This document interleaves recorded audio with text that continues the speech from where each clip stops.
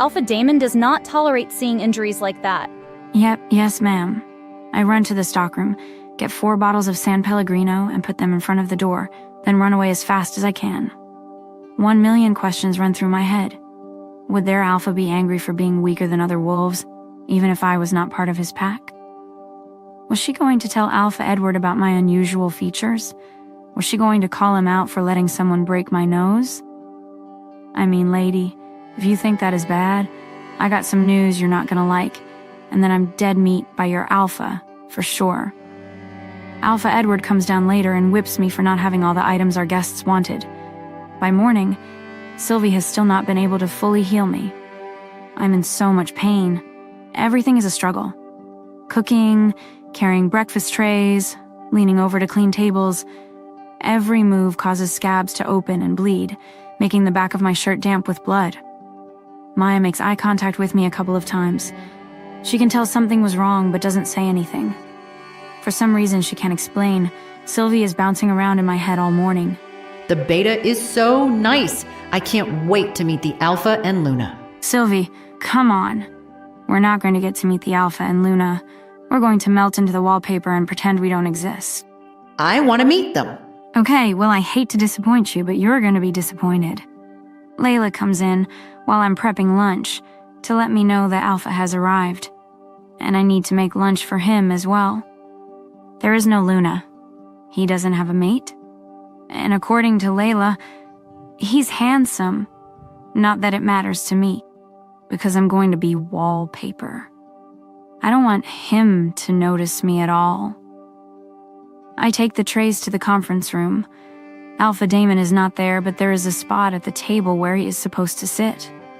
I leave his meal at the empty seat. Everyone from the Dark Howlers pack politely thanks me as I lay out plates in front of them. Their manners betray their intimidating features. No one from the Red Moon pack says a word to me as I serve them. I collect the trays and walk out quietly. Layla lets me know she will clean the plates so I can focus on dinner and food for the party. I go to the kitchen, but need a minute to collect myself before I get started on dinner. I go out the back door and stand on the stoop. In the distance, I don't recognize him. It must be the Alpha from Dark Howlers. He is too far away from me to see his actual features, though. All I can see is a tall figure with dark hair and a suit. It smells like... I swear, it smells like coffee or dark chocolate. This guy was a mocha drinker. I laughed to myself at the thought of the big, bad Alpha of Dark Howlers sipping on a mochaccino. I make a 4-course meal of Caesar salad, bacon-wrapped shrimp appetizers, beef Wellington with braised Brussels sprouts for the main dish, and a key lime pie for dessert. I also make bruschetta, tomato fritters, mini calzones, assorted veggie trays with dip, and chocolate truffles to serve for the party. I finished the desserts and veggie trays between breakfast and lunch, so there was less for me to worry about now. I realized Sylvie's advice of finding happiness in cooking has helped me enjoy making this dinner. Maybe because I'm serving people other than my pack, or maybe it's because I'm making special food, not just the regular stuff I make for the pack. Either way, I don't mind my work today.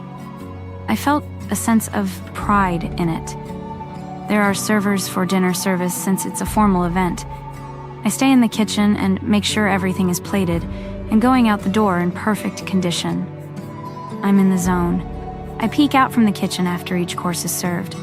People seem to enjoy the food, which is a relief. I notice Alpha Edward is getting pretty drunk. Luna Layla keeps taking his glass away from him, but he keeps ordering the Omegas to give him more.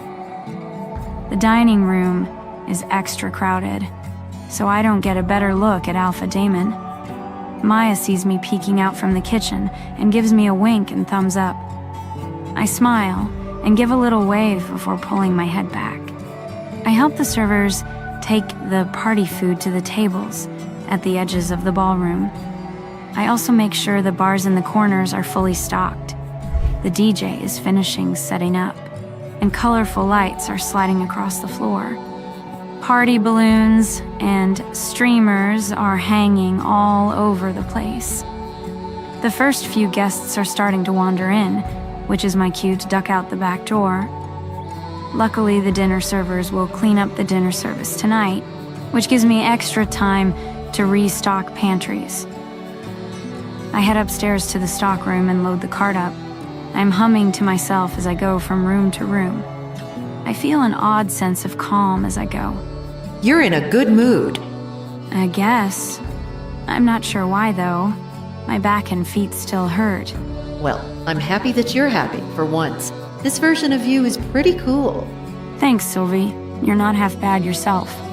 I finished stocking the ranked pack members' rooms on the 4th and 3rd floors. Then I head to the 2nd floor where the guest suites are. The cleaning staff has cleaned everything. I just need to restock the toiletries, pantry items, and refrigerators. I make quick work of the rooms. I remember to stock the beta's room with more bottles of San Pellegrino, refresh the flowers, and leave a little tent card with a handwritten smiley face on the kitchenette counter. It's almost midnight now. Everyone is still in the ballroom partying. I close the door to the beta's suite and move to the alpha's suite door. It's the last room left for the night. I know he's at the party too, but I knock first, just in case. I lean my ear against the door.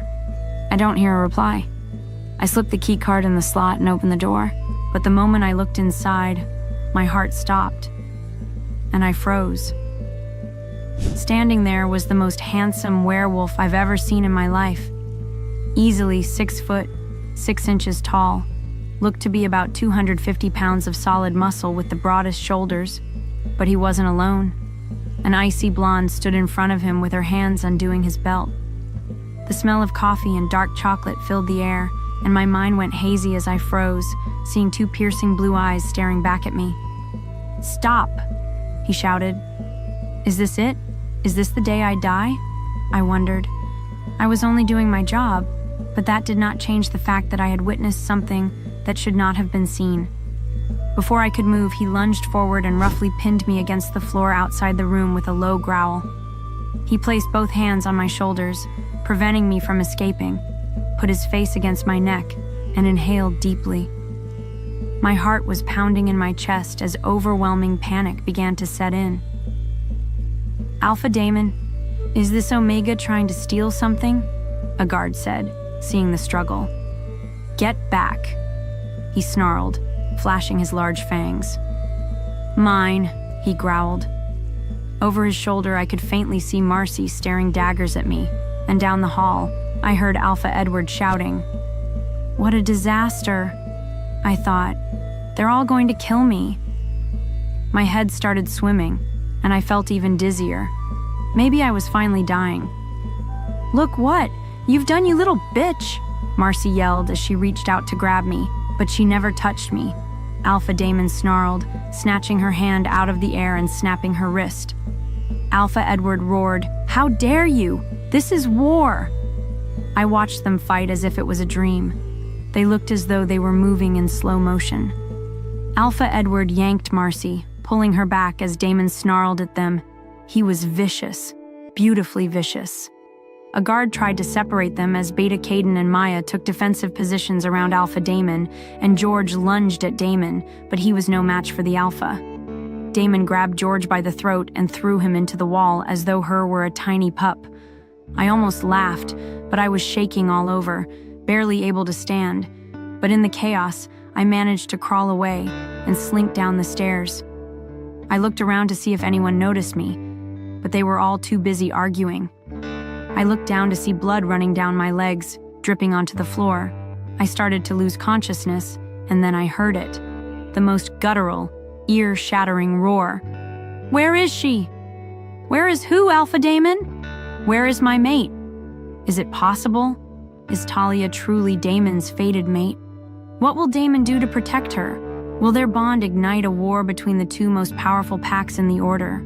Will any of them leave Red Moon territory alive?" To listen to the full audio series, install the Pocket FM app now.